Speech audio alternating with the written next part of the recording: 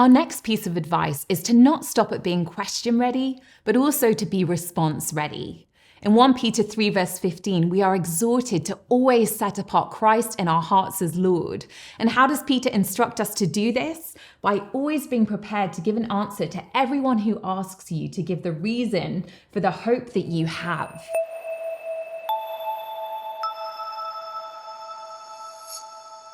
Don't you just love Peter's assumption here that we are living our lives with such extraordinary and uncommon hope that it can cause people to ask questions about what possible reason we might have that can account for it? That too is a fundamental part of what it means to be response ready, to ourselves be responding daily to the good news of the gospel in such a surrendered and visible way that people are drawn to the glory of Christ shining through our broken vessels in the first place. And yet, sometimes, when it comes to sharing our faith, we can feel hesitant to even start a conversation, let alone to allow our hope to shine out, because we're terrified that we won't know how to respond if someone asks us a difficult question, particularly in a culture that is trending towards hostility to the Christian faith, no longer viewing Christian beliefs as, naive but harmless, but rather as harmful or at times even hateful. And yet the truth of the matter is that we are rarely asked a question that blindsides us. We already know the questions of our culture, and we actually know them really well. And to prove that point, if I asked you to list the top 10 questions that you never want a non-believer to ask you, I bet you could reel them off in quick succession right now. It's not that we don't know what the questions are. It's just that we sometimes haven't prioritized them carefully and prayerfully, thinking through the answers because we find them difficult. The reality is that we do know the questions. It's just a case of whether we're willing to do the hard work of preparing for them. But guys, this is about so much more than whether we risk suffering through social awkwardness or a hit to our popularity. This is a matter of life and death. So let's treat the questions of our culture and our friends with the seriousness that they deserve.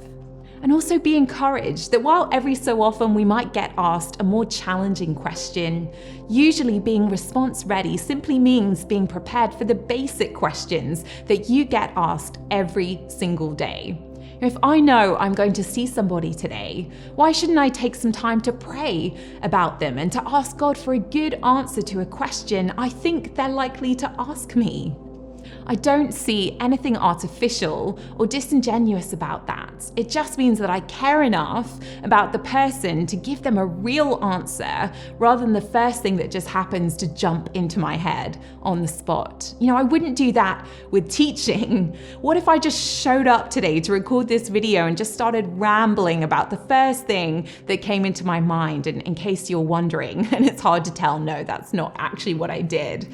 But likewise, I would never just wing an important presentation for a course I was taking or for a critical work project. So why then do we almost always just wing conversation? I used to think it was remarkable how quick Jesus was on his feet in response to questions, and of course I still do.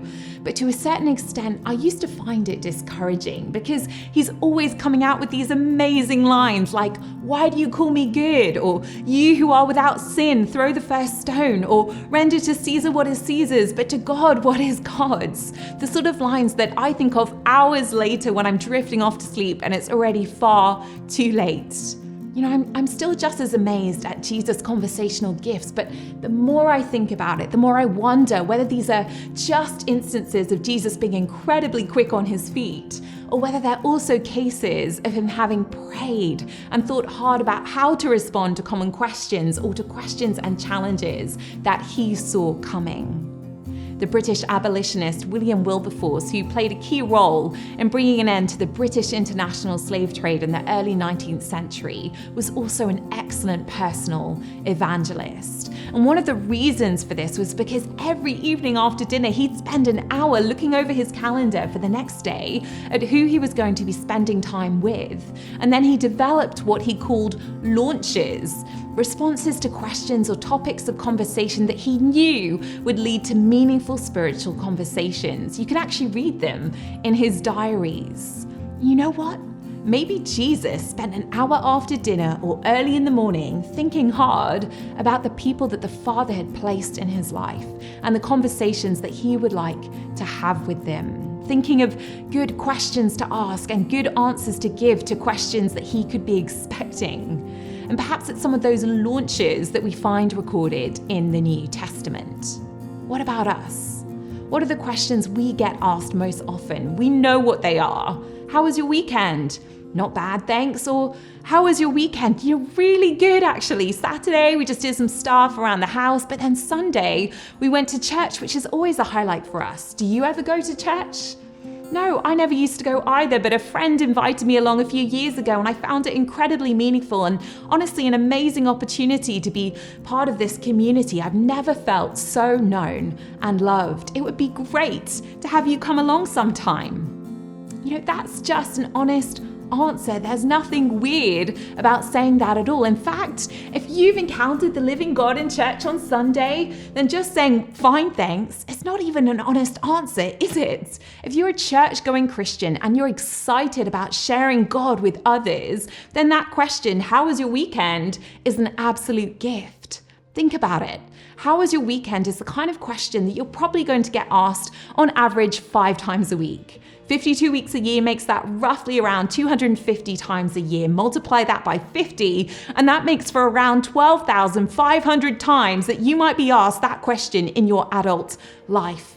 What if instead of just shrugging it off when the question comes, or just kind of spitting out the first thing that happens to pop into our heads, we took just half an hour to come up with some really meaningful, life-giving responses to that question, which would open the door to a faith conversation? Can you imagine over the course of a lifetime what a difference that could make? How many spiritual conversations might flow out of that? How many relationships might deepen? How many people might come to church because you invited them off the back of that conversation? And how many lives could be transformed?